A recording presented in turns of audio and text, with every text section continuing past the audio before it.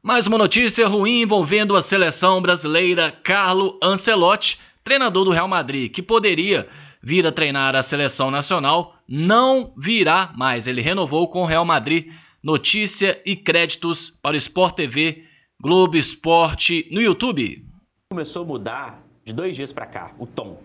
Nunca chegaram a realmente falar, não, vai ter o Ancelotti, mas vai ser, pode ser que ele renove com o Real Madrid. A coisa começou a mudar um pouco de tom em 48 horas, as 48 horas que antecederam esse anúncio, justamente porque hoje era um dia, não necessariamente hoje, mas os próximos dias eram muito decisivos, assim. O Real Madrid não trabalha, como muitos clubes brasileiros trabalham aqui, que chega no final da temporada com um treinador do nível do Ancelotti para ver, vamos ver se ele vai conseguir a vaga na Champions do ano que vem, para ver se vamos renovar ou não. De fato, é um trabalho mais a longo prazo, tanto é que a renovação é até 2026. Então chegou a hora, o momento era esse do Ancelotti tomar a decisão.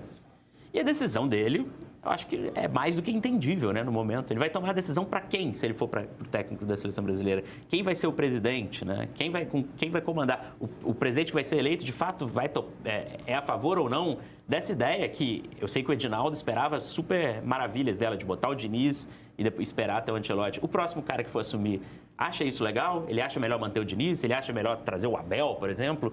Então, assim, o que o Ancelotti ia fazer, né? O Ancelotti trabalha também da mesma forma que o Real Madrid, né? Com um prazo anterior e ficou no lugar mais seguro que ele. Tem um grande cargo. O técnico do Real Madrid não é um cargo... Não é ruim, né? Não é um cargo que se dispensa assim. E a gente fica a ver aviso. O que vai acontecer, né? Como vai ficar... A impressão nesse momento é que é uma história que vai ficar todo mundo mal por aqui. Tirando o Ancelotti e o Real Madrid, que vai ficar bem, vai ficar mal para a CBF.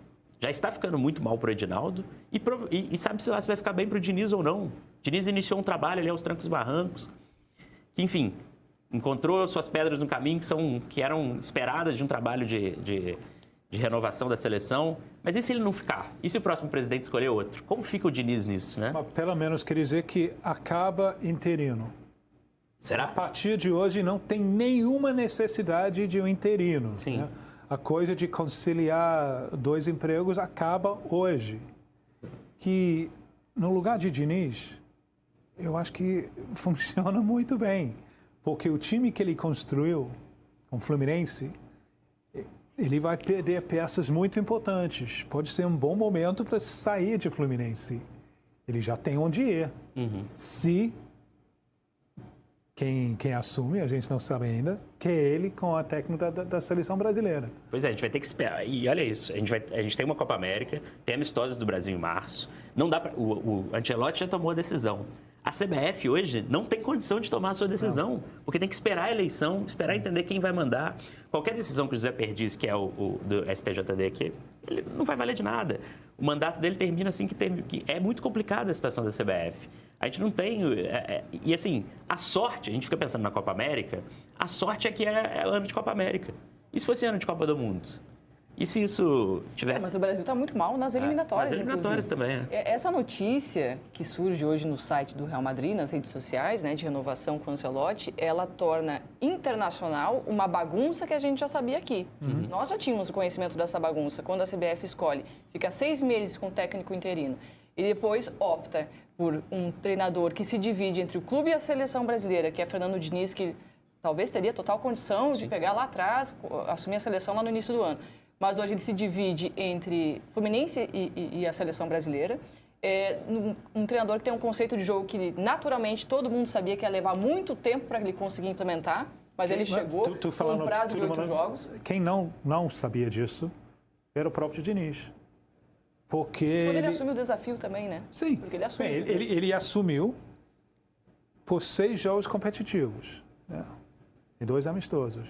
E as primeiras palavras dele foi um choque para mim, que ninguém na mídia brasileira pegou nisso. As primeiras palavras dele tem tudo para dar certo.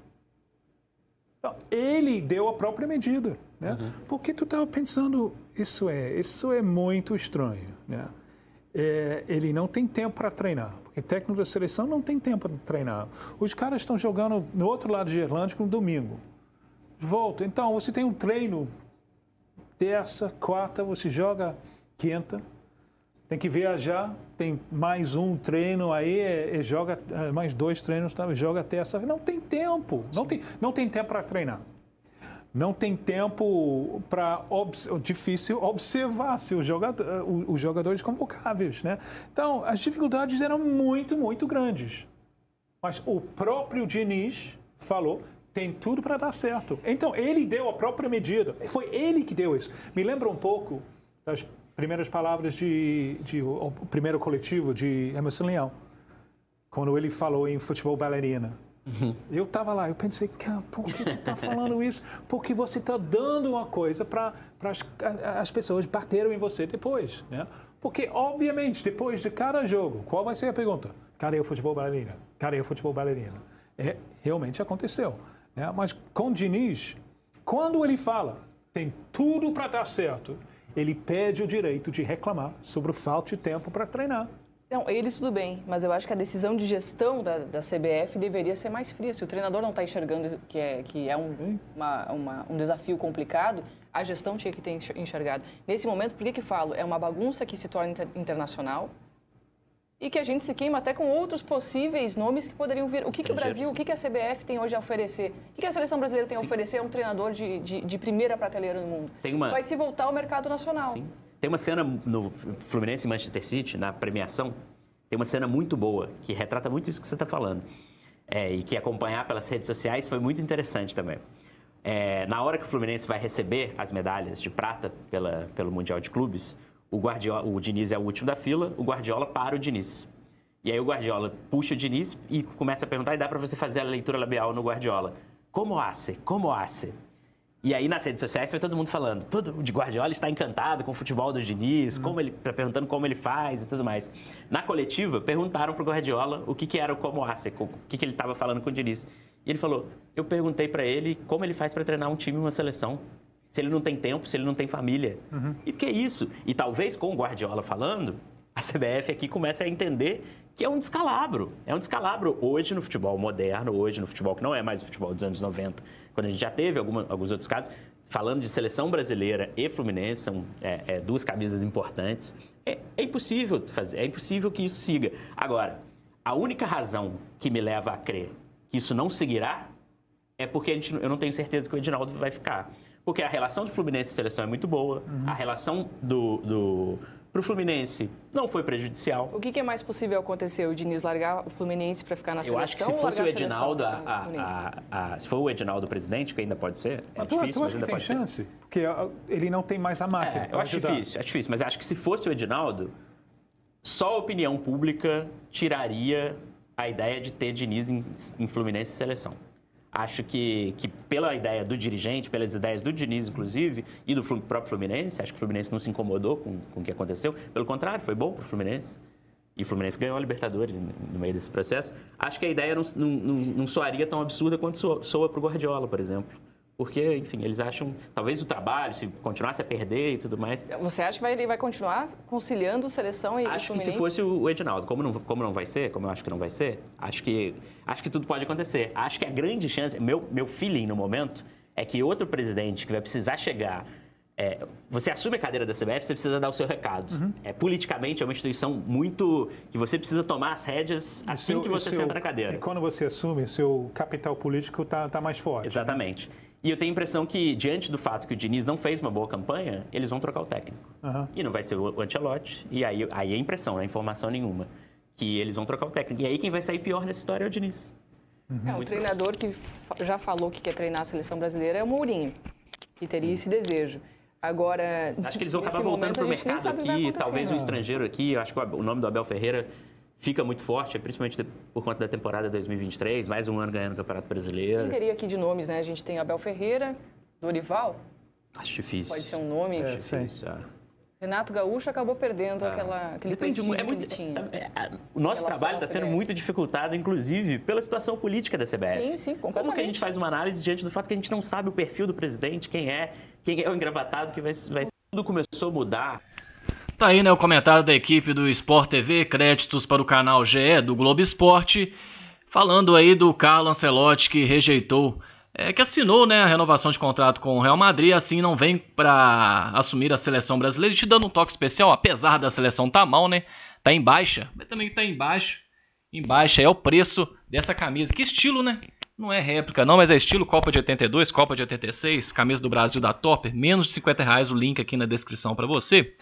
A gente falando um pouco aí dessa notícia, né, o Carlo Ancelotti não assinando com a seleção brasileira, estava prometido ao final do contrato, né, segundo notícias vindas da CBF, no meio do ano ele assumiria a seleção brasileira, mas não acredito que essa notícia tenha sido inventada não, senão obviamente o Carlo Ancelotti já teria negado essa notícia em várias entrevistas, sempre deixou no ar, então acho que existia sim a possibilidade, só não estava assinado, eu acho que poderia existir algum tipo de conversa ali, e caso o Ancelotti não ficasse no Real Madrid, poderia até assumir a seleção brasileira, eu acho que não era impossível não, mas com essa bagunça na direção da CBF, o Edinaldo Rodrigues, né, o presidente da Confederação Brasileira, está afastado do cargo, ele que deve estaria comandando essa negociação, se o cara foi afastado, você está lá no seu time da Europa, então obviamente você vai optar pela segurança, né, a segurança para o Carlo Ancelotti nesse momento, foi a renovação com o Real Madrid, como eu disse, não acredito que tenha sido inventada essa notícia não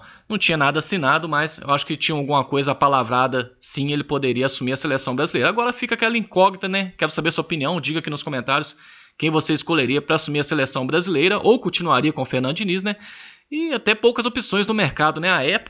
Na época ali que o Tite saiu, tinha o Jorge Jesus, agora o Jorge Jesus está bem pegado no futebol árabe, um salário altíssimo, não vai largar o time dele lá não, até porque o time dele agora lá, apesar do Neymar estar machucado, né? O time dele deu uma decolada, série invicta de vários jogos, não deve largar o time da Arábia Saudita, fica complicado, né? O Abel Ferreira, tem gente que fala do Abel Ferreira, vai largar o Palmeiras, o estilo do jogo dele se encaixa com o da seleção, então a seleção brasileira, a Confederação Brasileira, né, fica numa sinuca de bico, mas é aquela história, né? Nem presidente tem atualmente, como é que vai ser definida essa situação? Seleção brasileira, o calendário do ano que vem prevê eliminatória só no segundo semestre, graças a Deus, né, aquela data FIFA enjoada, só no segundo semestre, mas tem Copa América no meio do ano, né? Então quem que vai ser o Fernando Diniz mesmo? Qual é que vai ser quem vai dirigir a seleção aí na Copa América? Já que na eliminatória também o Brasil vem muito mal, né? Muita gente falando, o Brasil vai ficar fora da Copa. Não fica fora da Copa não, porque classifica todo mundo, né? Tem que fazer muita força para não se classificar de 10 seleções, um nível fraco, né? Classificam 6 direto e mais uma vai para repescagem. Então, não tem nem como não classificar, não. Mas claro que o desempenho na eliminatória, o Brasil atualmente é o 6º colocado, um desempenho pífio, horrível. O Brasil tem que melhorar, sim, aí, quando retomar os jogos aí. Tem amistosos no primeiro trimestre, aí, no primeiro semestre do ano. Então, vamos ver aí como é que vai ser a continuidade da seleção. E eu acho que, como eu disse aqui, né, o Ancelotti optou pela segurança. E muita gente fala, o cara não quis dirigir a seleção brasileira. Os grandes treinadores do mundo, eles dirigem clubes e não seleções. Pode olhar aí, Guardiola, Mourinho, enfim, Klopp. Os grandes treinadores estão nos clubes. E num segundo escalão ali dirige seleção. E essa é a tônica do futebol mundial. Para você, peço aquela moral de sempre, se inscreva no canal, curta e compartilhe nossos vídeos. Um abraço e até o próximo.